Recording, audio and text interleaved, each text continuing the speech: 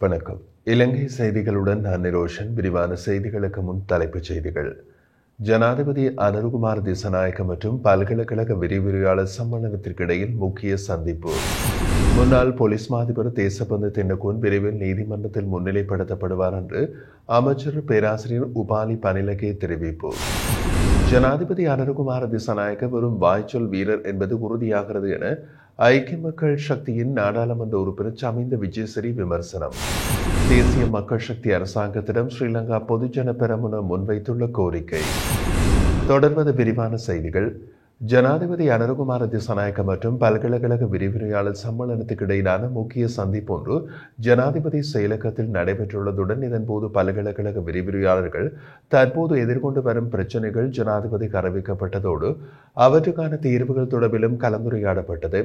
இந்த சந்திப்பில் கருத்து தெரிவித்த ஜனாதிபதி, இலங்கை தற்போது சர்வதேச நாணய நிதியத்தின் வேலை திட்டத்துக்குள் உள்ளதனால் அதன் பரிந்துரைகள் மற்றும் நியதிகளுக்கு அமைவாக அரசாங்கம் செயற்பட வேண்டிய கட்டாயம் உள்ளது என்று தெரிவித்தார்.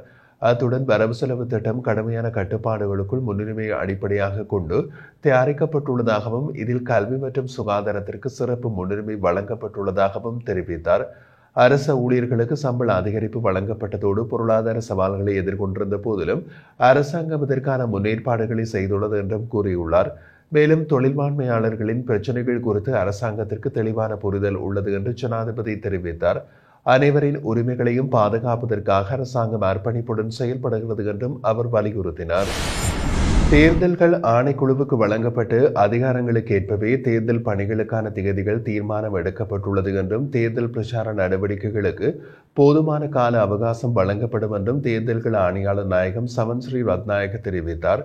உள்ளூராட்சி மன்ற தேர்தல் தொடர்பாக வினவிய போது இதனை குறிப்பிட்ட அவர், அரசியலமைப்பால் வழங்கப்பட்ட அதிகாரங்கள் மற்றும் சட்ட தத்துவங்களுக்கு அமைவாகவே உள்ளூராட்சி தேர்தல் பணிகளை முன்னெடுத்துள்ளோம். தேர்தல் நடவடிக்கைகளில் அரசாங்கம் எந்த விதத்திலும் தலையிடவில்லை என்று அவர் கூறினார். இந்த நிலையில் உள்ளூராட்சி தேர்தலுக்கான வேட்புமனு தாக்கல்கள் மற்றும் அவற்றுக்கு எதிரான முறைப்பாடுகள் குறித்து ஆய்வு செய்த பின்னரே தேர்தல் நாள் அறிவிக்கப்படும். தேர்தல் பிரச்சாரத்திற்கு போதுமான கால அவகாசம் இல்லை என்று கூறப்படுவதை ஏற்க முடியாது. வேட்புமனு தாக்கல் நிறைவு பெற்றதன் பின்னர் குறைந்தது 35 நாட்களும் அதிகபட்சம் 49 நாட்களும் பிரச்சாரத்திற்காக வழங்கப்படும். இதற்கேற்ப வாக்கெடுப்பு திகதி அறிவிக்கப்படும் என்று தெரிவித்தார். உயர்நீதிமன்ற தீர்ப்பின்படி உள்ளூராட்சி தேர்தலை விரைவாக நடத்த வேண்டும் என்பதில் தேர்தல்கள் ஆணையம் உறுதியாக உள்ளது. எதிர்வரும் ஜூலை 2ஆம் தேதிக்கு முன்பதாக உள்ளூராட்சி மன்றங்கள் நிறுவப்பட வேண்டும் என்று வர்த்தமானி ஊடாக அறிவிக்கப்பட்டுள்ளது. இதனை சரியான முறையில் நடாத்த பொதுமக்களின் ஒத்துழைப்பு வழங்க வேண்டும் என்றும் வலியுறுத்தினார்.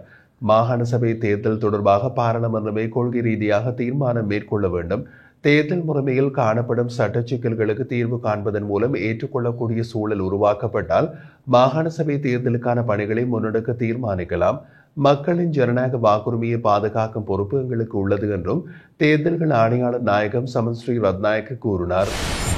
தலைமறைவாக இருக்கும் முன்னாள் போலீஸ் மாதிபர் தேசபந்து தென்னகோன் விரைவில் நீதிமன்றத்தில் முன்னிலைப்படுத்தப்படுவார் என்று கிராமிய அபிவிருத்தி, சமூக பாதுகாப்பு மற்றும் சமூக வலுவூட்டல் அமைச்சர் பேராசிரியர் உபாலி பனிலகே தெரிவித்தார். கொழும்பு ஊடகம் ஒன்றுக்கு கருத்து தெரிவித்த போது அவர் தேசபந்து தென்னகோனை கைது செய்வதற்காக பல குழுக்கள் விசாரணைகளை முன்னெடுத்து வருகின்றன என்று கூறினார். குற்றச்சாட்டுகளுக்கு உட்பட்ட ஒருவர் சட்டத்திற்கு பயந்து தலைமறைவாக இருப்பது மிகுந்த சோகமான விடயமாகும்.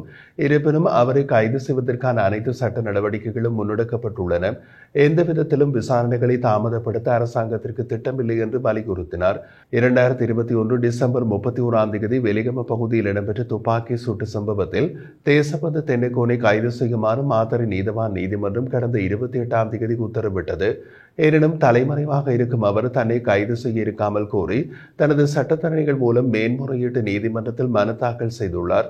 இந்த மனு நேற்று விசாரணைக்கு எடுத்துக் கொள்ளப்பட்ட நிலையில் கோரிக்கைகளுக்கு தீர்ப்பு எதிர்வரும் 17ஆம் தேதி அறிவிக்கப்படும் என்று நீதிமன்றம் தெரிவித்துள்ளது.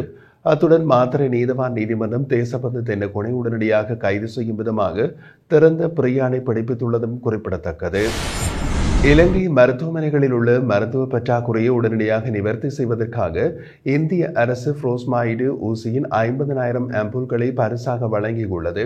இலங்கை அரசாங்கத்தின் அவசர கோரிக்கைக்கு பதிலளிக்கும் விதமாக இலங்கைக்கான இந்திய உயர்ஸ்தானிகர் சந்தோஷ் ஜா இந்த மருத்துவ பொருட்களை இலங்கை சுகாதார அமைச்சர் டாக்டர் நலிந்த ஜெயதிசவிடம் சுகாதார அமைச்சர் நடைபெற்ற நிகழ்வில் ஒப்படைத்துள்ளார். சுகாதார அமைச்சின் செயலாளர் டாக்டர் அனில் ஜெயசிங்க, மருத்துவ விநியோக பிரிவின் இயக்குநர் டாக்டர் தேதுனு டயஸ் மற்றும் இலங்கை அரசாங்கத்தின் பிற மூத்த அதிகாரிகளும் இந்த நிகழ்வில் கலந்து கொண்டனர். சுகாதாரத்துறை உட்பட சிரமங்கள் மற்றும் பற்றாக்குறை காலங்களில் இந்தியா இலங்கைக்கு நம்பகமான நண்பராகவும் முதல் பதில் அளிப்பவராகவும் இருந்து வருவதாக இந்திய உயர்ஸ்தானிகர் ஒரு அறிக்கையில் தெரிவித்துள்ளார். இலங்கையில் ஏற்பட்ட பொருளாதார நெருக்கடியை தொடர்ந்து பிப்ரவரி 2022 மருந்துகள் உள்ளிட்ட அத்தியாவசிய பொருட்களை வழங்குவதற்கான $1 பில்லியன் கடன் வசதி மார்ச் 2022 ஒரு வருடத்திற்கு நீட்டிக்கப்பட்டது. பின்னர் இலங்கை அரசாங்கத்தின் வேண்டுகோளின் பேரில் இது மார்ச் 2024 வரை நீட்டிக்கப்பட்டது. மருந்துகளின் கடுமையான பற்றாக்குறையை நிவர்த்தி செய்வதற்காக 2022 ஏப்ரல் மே மாதங்களில் பேராதனை பல்கலைக்கழக மருத்துவமனை, யாழ் போதனா மருத்துவமனை மற்றும் ஹமாந்தோட்டை பொது மருத்துவமனை உள்ளிட்டவற்றுக்கு 26 டன்களுக்கும் அதிகமான மருந்துகளும் பிற மருத்துவ பொருட்களும் வழங்கப்பட்டது. இலங்கையில் இந்தியாவின் வளர்ச்சி ஒத்துழைப்பு முயற்சிகளுக்கு சுகாதாரத்துறையும் ஒரு முக்கிய கவனம் செலுத்தும் பகுதியாக இருந்து வருகிறது என்பதை இந்திய உயர்ஸ்தானிகர் ஆலயம் எடுத்துரைத்தது. குறிப்பிடத்தக்க முயற்சிகளின் நாடளாவிய ரீதியில் 1990 சுவசரி ஆம்புலன்ஸ் சேவை, டிகோயாவில் 150 படுக்கைகள் கொண்ட பல்நோக்கு மருத்துவமனையின் கட்டுமானம், மட்டக்களப்பு போதனா மருத்துவமனையில் ஒரு புதிய அறுவை சிகிச்சை பிரிவின் கட்டுமானம், யாழ் போதனா மருத்துவமனை, கிளிநொச்சி மற்றும் முல்லைத்தீவு மாவட்ட மருத்துவமனைகளில் உள்கட்டமைப்பு உருவாக்கம் மற்றும் மேம்படுத்தல், அத்துடன் உபகரணங்கள் வழங்கல் ஆகியவை அடங்கும் என்றும் தெரிவிக்கப்படுகிறது. ஊழல் மோசடிக்காரர்களை மட்டுமின்றி குற்ற செயல்களோடு தொடர்புடைய சந்தேக நபர்களை கூட சட்டத்தின் முன் நிறுத்த முடியாத நிலைமை ஏற்பட்டுள்ளது. ஜனாதிபதி அனுரகுமார திசாநாயக்க வெறும் வாய்ச்சொல் வீரர் என்பதை உறுதிப்படுத்துகிறது என்று ஐக்கிய மக்கள் சக்தியின் நாடாளுமன்ற உறுப்பினர் சமிந்த விஜயசரி தெரிவித்தார். கொழும்பில் ஊடகங்களுக்கு கருத்து வெளியிடும் போது அவர் மேலும் கூறியதாவது, அதிகாரத்தில் அமர்ந்து மாதங்கள் கடந்தும் ஊழல் மோசடி குற்றச்சாட்டுகளுக்கு உட்பட்ட ஒருவரை கூட சட்டத்தின் முன் நிறுத்த முடியாத நிலைமை நிலவுகின்றது. அதே சமயம் முன்னாள் போலீஸ் மாதிபர் தேசபந்து தென்னகோன் இன்னமும் கண்டுபிடிக்கப்படவில்லை. இரவு நேரங்களில் வீடுகளில் தேடி தேடி அவரை கண்டுபிடிக்க முயற்சி செய்கின்றார்கள். அதேபோன்று துப்பாக்கி சூட்டு சம்பவத்துடன் தொடர்புடைய செவந்தி என்ற சந்தேக நபரும் இதுவரை கைது செய்யப்படவில்லை. ஊழல் மோசடியை கட்டுப்படுத்துவோம் என்று பேசிய அரசாங்கம் இவ்வாறான முக்கிய சந்தேக நபர்களை கூட கைது செய்ய முடியாத நிலையில் உள்ளது. மேலதிக வகுப்பொன்றில் மாணவனை கடுமையாக தாக்கிய ஆசிரியரும் தலைமறைவாகியுள்ளார். ஆனால் இதனை விடுத்து அரசாங்கம் 15ஆம் தேதி காலை குரங்குகளை பிடிக்குமாறு அறிவிக்கின்றது.